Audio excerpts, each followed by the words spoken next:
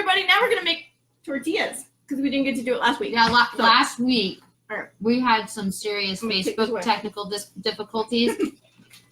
The screen kept blacking out. We couldn't see what we were doing. It was crazy. So we're going to make tortillas. Yep. We gotta we were going to do tortillas last week for Cinco de Mayo, but with all those difficulties.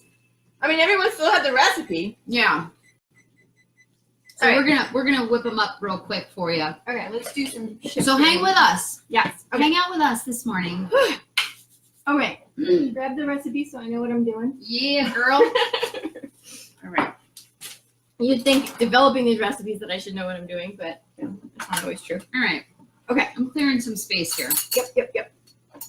And I'll just get started. So we're starting out with 260 grams of the dusting blend. That's another recipe that's in the baking guide. So this is the dusting one, right? Mm-hmm. This is what we use to dust the counters and everything. Yep. And just for the tortillas. That's what's good for the tortillas. Bam. Okay. And then we're going to put 10 grams of psyllium. Ta-da. And a teaspoon of salt. There's the teaspoon. Thank you, ma'am. Mm-hmm. I know, our piggy pig. I'm serious. We're gonna summer we should make them. We should take some salt. A teaspoon. A teaspoon of salt, and then a quarter teaspoon of baking powder. Got it. I got it. You got it. Got it. Okay. Quarter teaspoon. Get it. No, full. Yes, there we go. It's like got a chunk in it. And yeah, just do that. Bam. Woohoo. Okay, so that's all the dry ingredients. We're going to mix them together. Again, getting the psyllium evenly distributed, making a big old fluffy, floury mess in the process. Why not? We're already a floury mess. Always. We still don't have our aprons. Let's get that. Okay. If I had an apron, I probably wouldn't wear it anymore. I know. I don't either. That's why I'm not an apron person. Good for branding. It still would be fun. It would still be fun. Totally. I'm just gonna do this. Do a little shifting. Oh. Okay. So now what are we doing? Oh yeah. So coconut oil is my oil of choice. Actually lard would be my number one. Just don't have any on hand regularly, but that's kind of the traditional. Any solid vegetable shortening, any solid fat that you like, basically, except for butter. Butter would just not be the right flavor profile. So if you had a good quality, like palm shortening, sustainably sourced, that would be good because there's like no flavor, but you do taste a little bit of the coconut. I just think it's a nice flavor and it doesn't bother me. So that's what I use. So 1/3 cup of that. And what we're going to do is cut it in just like you do for pastry. I don't have a pastry blender. You just use some forks. Yep. It works. Yep. So we're going to want to we're going to cut this in a little bit more thoroughly than you would for pie crust or scones, or, you're going to want to have smaller pieces of fat left over. Right. So when we were making scones, we were leaving it a bit like a pea size. Right. This you want smaller. Yeah. I'm trying to get something that would be a good size. Like, I don't know. Like a grain of rice. Ooh, that's a little bigger. A little bigger than a grain of rice. Yes. All right, we're blending it up here. Getting there. Okay, so in the interest of saving y'all time, I'm gonna call that good enough.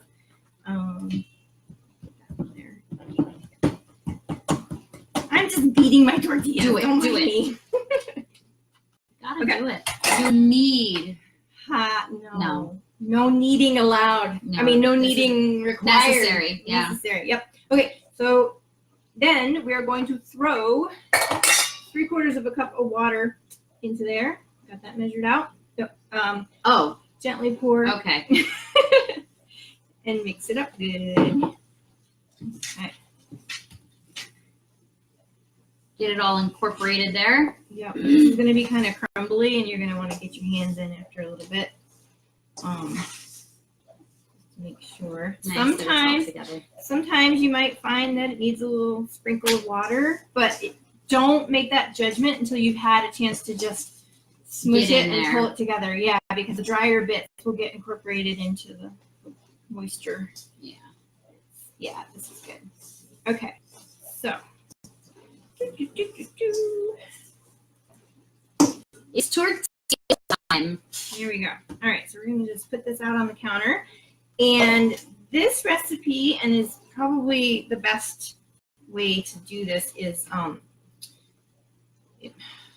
can't speak today. Do you cut it? I do. I'm dividing it. I'm trying to remember how many tortillas. How many tortillas? It's not written on there. Oh, 12 6-inch. Okay, there we go. So you could make a larger, like, burrito size if you had a large tortilla press, or you just wanted to roll it out. But we're just gonna do 6 inches. If you don't have a tortilla press, you just roll it out. In fact, could you press them between like plates? Like two completely flat. Yeah. Or a piece of wood. I've even seen instructions online for making tortilla presses out of wood. Oh, cool. Yeah, so. But I got it for Christmas or my birthday or something. From my Mother's Day? Maybe. I don't remember when it was, but it was a happy day because it changes everything to be able to make fresh tortillas. There's nothing like it, especially the corn ones.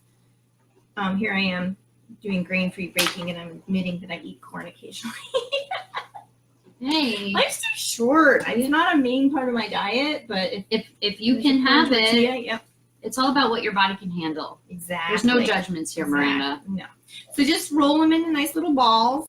I want to do. Yeah, you go for it. Go for it. I'll get the tortilla press over here. All right, so here's my press. What I do to keep everything from sticking is I just have a little piece of parchment. This was used recently, so cut to fit inside of there so that I can pop one of the balls of dough right in the middle, put the top on, and then you just close it in and press down. And usually I need to do a little flip because it's not 100% even. There we go. And there it is. And there is your tortilla ready to go on the hot griddle. So we're not actually going to cook them for you right now because just with the way my kitchen is set up, I don't have a stove that, it's not a good angle for lighting, so we're not going to do it. Yeah. But I am going to say that what you're going to do is you're going to have ideally a cast iron pan, hot as it'll go. You're going to put the fan on just to make sure that any smoking that happens is not an issue. And then once it's hot like that, you don't need to grease it or, nothing. It's just going to go straight from here right onto the griddle. And I usually just lift it up by the parchment and then lay it down and peel the parchment off. And what you're going to do is just watch it until it starts to puff a little bit and take a peek on the other side. You want to grab the done tortilla so we can show them what it looks like? I do. Yeah. So you're going to start to see some browning, just a little bit. It doesn't need to be a large amount. And just so these are done ones. These guys have actually lived in the freezer for a few. You can freeze these, people. Yep. Yeah, that's what I do. I make a big batch. They smell good. Mm-hmm. Yeah, so just a little bit of browning, and then you're gonna flip it over and just wait until you can nibble it. Yeah. So like you're gonna see how it's a little bit darker and it's a little bit lighter. You want it to be mostly lightened. That's showing that the moisture is cooking out. A little bit of dark is okay because that leaves it not being too dried out. Dry it out too much. Mm-hmm. And these, like I said, these came out of the freezer and they just sat and defrosted at room temperature. But you can throw them in the microwave or you can throw them in a fresh pan and just warm them up. Yep. See how how I know pliable they're they strong are. And pliable, just like you'd expect a wheat tortilla to be. Yep. You can make wraps, all kinds of stuff with these. Pretty yummy. Yum. Well, there we go. Okay. Any questions, everybody? I'm gonna take a quick peek. Yeah. Any questions? No. All right. Thanks for joining us today. Absolutely. Spending this time with us is always a pleasure. Mm-hmm. Have a beautiful Mother's Day, even if it's raining. Hopefully it's not raining where you live. Mm-hmm. Check in with us. Check back with quintessentialbaker.com and see what other things we've got going on. Mhm. We'll keep everybody posted on all the cool stuff that we are putting out there, but come and get our flour blends. I know. Buy our flour. Buy our flour blends or the baking guide so you can make it yourself, because we want to know like how it's going. So yeah, get the stuff, try it out, let us know. All right. Have a great day, everyone. Enjoy. Bye. Mwah.